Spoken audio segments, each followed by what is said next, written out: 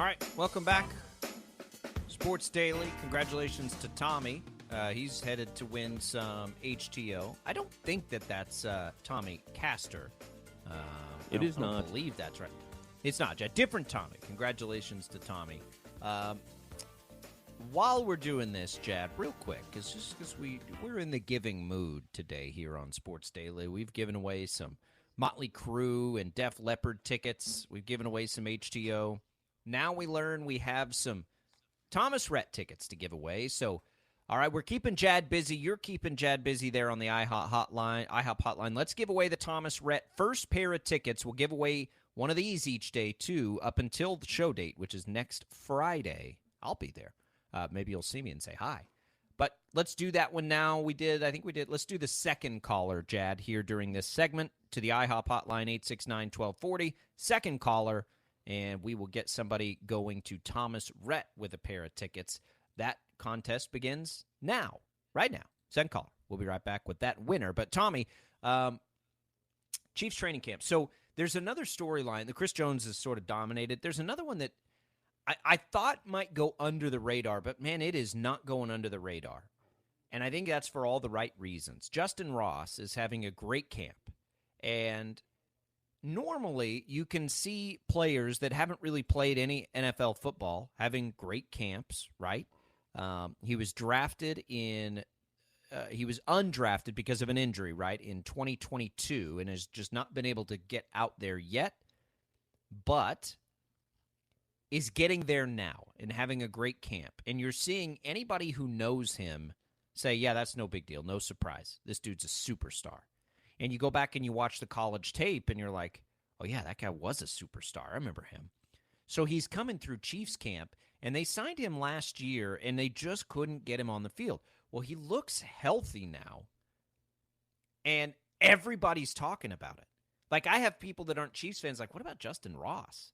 And I'm like, I'm surprised you know about Justin Ross. But and then I look up, right, as we've, as Sports Center's making their way around camps, and there's Justin Ross. He's all over social media. Trevor Lawrence, his old quarterback's talking about him from Jags camp, and it's like, oh, this isn't a secret. I think everybody sees this and is like, did the Chiefs really just get that?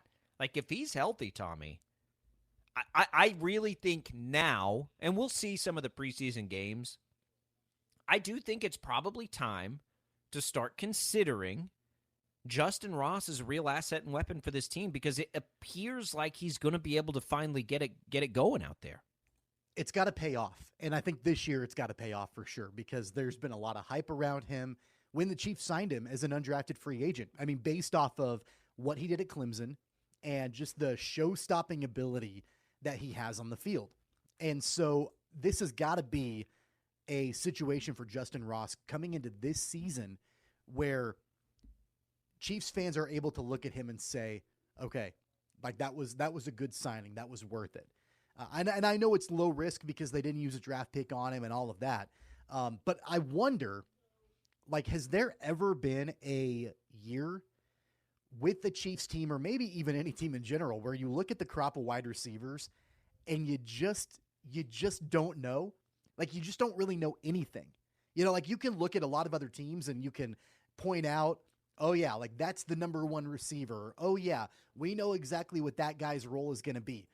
That's not really the case with Kansas City going into this year. Like, we know who Marquez Valdes-Scantling is. We know what Kadarius Toney can do when healthy. Like, we know Sky Moore is poised for a breakout. But what we don't know, at least I don't know, maybe you have a better idea than I do, is how the depth chart is going to work out, how each receiver is going to be utilized by Patrick Mahomes, and how it's all going to play together in the offense. I genuinely have no idea, and that's why I've paid more attention to what's going on with the wide receivers during training camp than really anything else. I think that this is the most talented collective group that Patrick Mahomes has ever had. And that's saying a lot considering he had Tyreek Hill in a lot of wide receiver rooms. But when I think about the versatility, and that sort of depends on Rashee Rice, right? Like, as long as he has staying power and is up to par, which I think he is. Without seeing him play, that's a little difficult to say. But when you think about, like, most people think Sky Moore is going to get better than he was last year. Some people, like me, think he's going to get a lot better. And Justin Ross adds a level of athleticism and talent that they haven't seen, I mean, probably since Tyreek Hill, maybe. I mean, I don't know. Not the same speed or anything, but just like jump off the screen ability.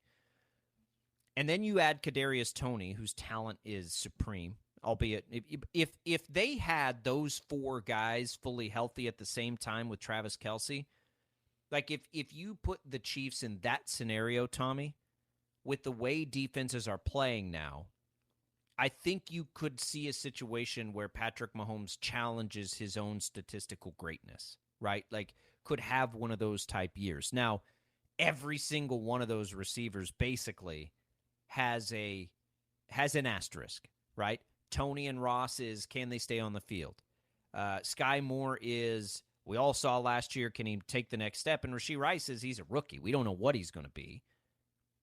So I think that possibility is out there. I'm not saying I think that's going to happen just yet. I mean, I might at some point because like the versatility of this group is pretty unique. The way that defenses play now, which is what we saw basically against Mahomes in the Super Bowl loss to Tampa, that's how defenses are playing. Okay, well, look at all these guys who could be incredibly dynamic after the catch now that Patrick Mahomes has to work with. Where last year, he like the thought of like after the catch from some of those receivers was pretty tame, right? And not that exciting. So I'm really excited about this group if they can all get on the field at the same time, because I just think you're toast if you're the opposing defense unless you can get a pass rush, and it's just hard to get a pass rush on Patrick Mahomes. Yeah. From a pure talent level, what the Chiefs did this offseason is they replaced Juju Smith-Schuster and Mecole Hardman with Rashee Rice and Justin Ross, essentially, right? Like that's kind of what they've done as far as replacement. And I think from a talent perspective, lower floor, higher ceiling, right? The ceiling is significantly higher for those two guys. I don't know if you've ever seen these before. A lot of Twitter accounts will put these out, occasionally, I think for clicks and for whatever. But usually it's like when a team signs somebody. I know the Ravens did this when they signed Odell Beckham Jr. Like they put out a graphic and it's like, who's going to stop this offense? And it's like all these big names, right? Like loading up. Or like you look at the Bengals and you've got like T. Higgins and Jamar Chase and Tyler Boyd. Like who's going to stop this offense? The Chiefs are going a different direction this season. It's not about big names. If it was, they would have signed DeAndre Hopkins. And they probably would have brought Juju back. Like it's not about big name ability. It's about talent ability where the ceiling is really high and where they're able to grab players like Justin Ross and draft Rashee Rice with the thought process of these guys are going to be able to come in here and do big things. So I kind of like that mentality a little bit. I mean, it's unproven. It makes me a little bit nervous. I don't exactly know how it's all going to pan out, but because of like when you sign a bunch of big name guys, the expectations change. If the Chiefs had signed DeAndre Hopkins, the expectations would have been significantly different. Right now, I'm excited to watch how that room pans out, what the depth chart looks like, and who can really step up and be a star. Well, the Chiefs have told us, by the way, what they're going to do offensively by the way they've been designing this for a while, right? They're telling us by the way we saw them play last year and now by the type of players in that room that they have, they want to get the ball to these guys and let them run after they catch the ball. Let Patrick Mahomes find the spot and get these guys in some space to make plays.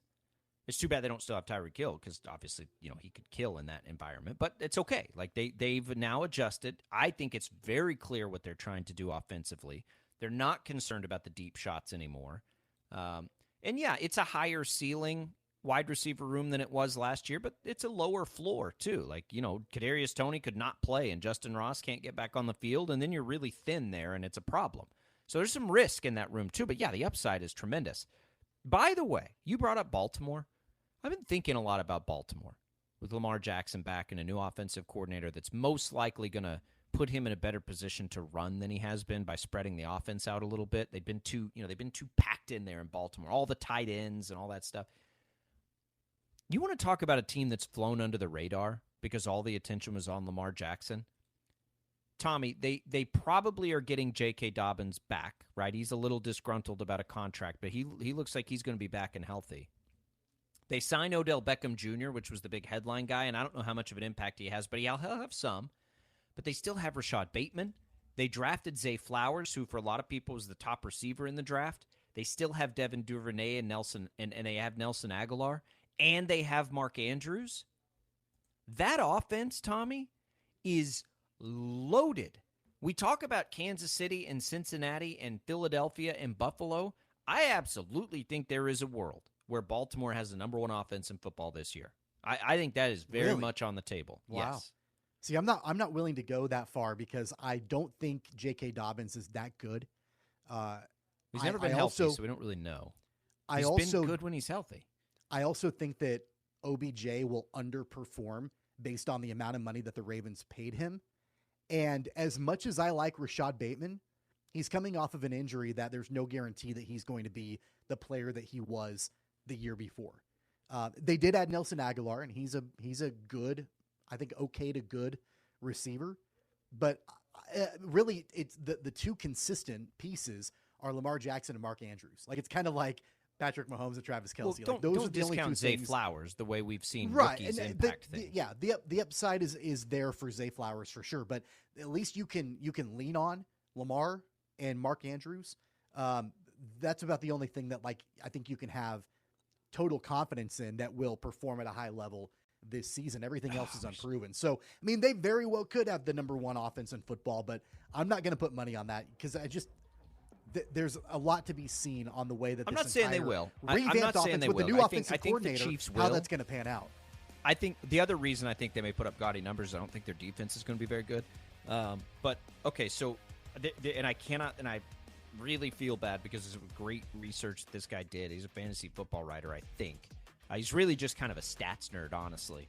But he broke these numbers down of how much more effective quarterbacks that run are at running when there are three wide receivers on the field, and that basically Greg Roman wouldn't do that at all for Jackson. And then Monken, the new offensive coordinator coming in, absolutely will. And so his point was, like, Lamar Jackson's running will be so much more possible this year. And they've added these receivers. I just think they're going to be a really hard offense to stop. Now, I don't think their defense is going to be very good. That's why ultimately I think that they'll be in the conversation for the league's top offense. So they'll be out there a lot. But don't sleep on the Ravens. When we get to betting season, I'm going to look hard at the Ravens as a surprise team to do some things this year. Too bad they play in the Cincinnati AFC. In the division? I think they could challenge them. I do. Their defense is not going to be good, though. I don't think it is. Imagine them in the NFC. Would you put them third?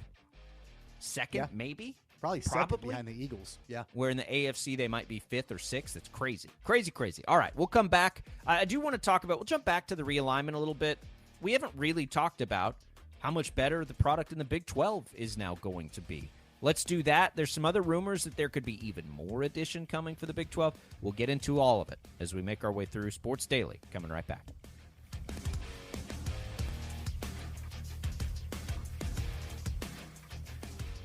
The official Winning Time podcast from HBO is back. I'm Rodney Barnes, executive producer on the show. Magic and the Lakers are back to defend their title. Join me as I break down each new episode with sports writer Jeff Pearlman and the actors, directors, and key collaborators who brought the 1980s Showtime Lakers to life. It's not about basketball. It's about winning. Listen to HBO's official Winning Time podcast on Sundays after the show airs on Max.